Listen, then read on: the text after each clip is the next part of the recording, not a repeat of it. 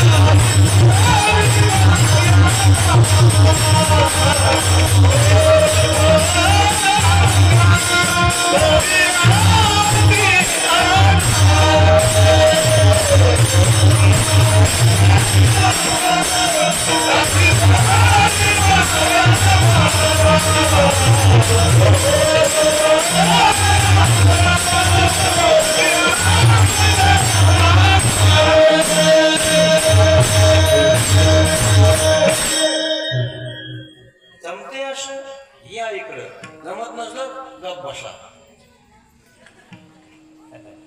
हे मर्दंग वाजव, हे बोलू नका ना, बसा जिथे जागा असेल तिथे बसा. तुम्ही थोडं पुढे सरका, त्यांना जागा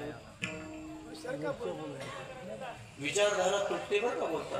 तुम्ही डिस्टर्ब केलं की ते विषय बाजूला जातो. आणि विषय बाजूला गेल्यानंतर काय नुकसान होत असते हे सगळ्याला कळत नाही.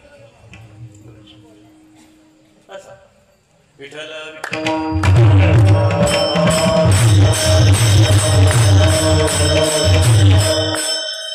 तुम्ही सांगितलं त्या दिवशी येवतीच्या कीर्तनात पोथी सांगू लागला एक महाराज. पोथी आता इथे पोथी चालली, पोथी सांगता सांगता ते काय ते डिस्टर्ब झाला, त्याला भान राहिलं नाही आणि ते सांगू लागला जोरात. हे अर्जुनानं बाण सोडला, पुन्हा अर्जुनानं एक बाण मारला, ते थाडकन जाऊन कुंभकर्णाला लागला. कोणाला लागला? आता अर्जुन कुठला? महाभारतात. कुंभकर्ण कुठला? रामायणात. म्हणजे ऐकणारे काही गाफील होते, गाफील. ते त्यांनी ऐकलं सगळे. ते गाफील ऐकणारे ते म्हणजे आपल्याला काय करायचं कोण ऐकायला लागेल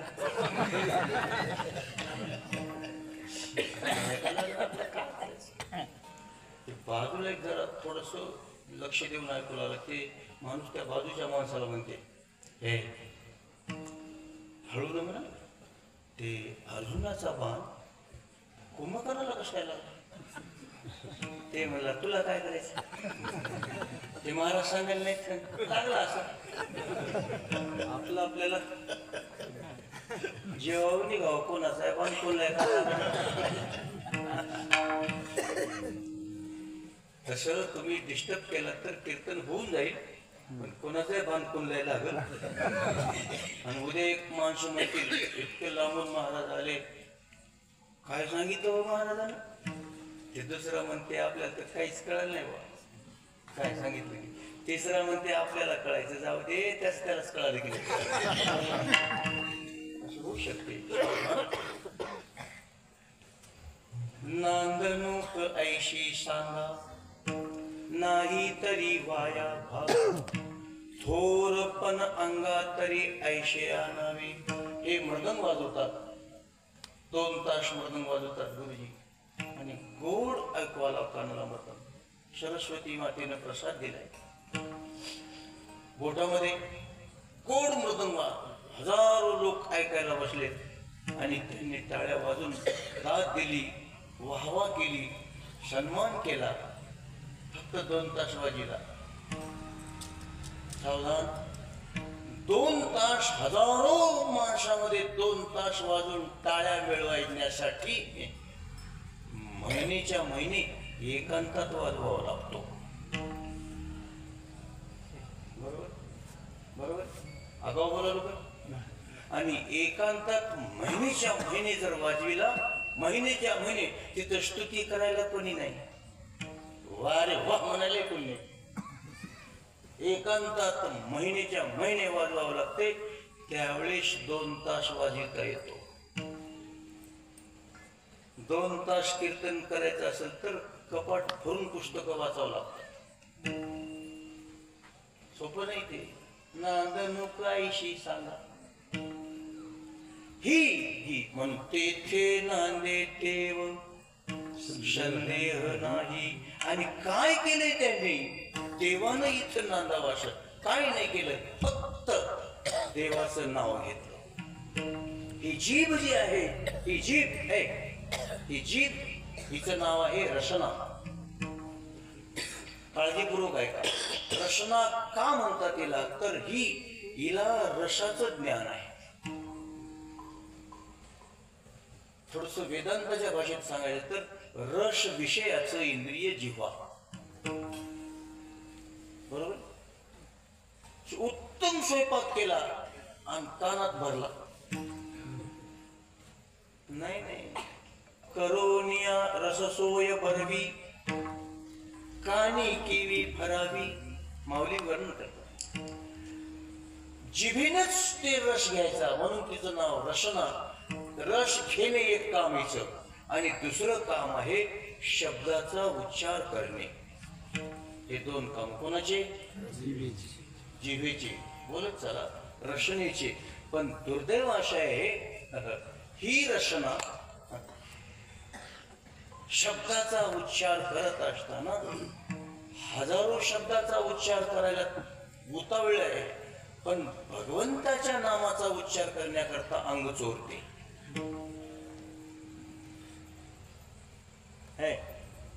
तिला काय कमी बोलते काय?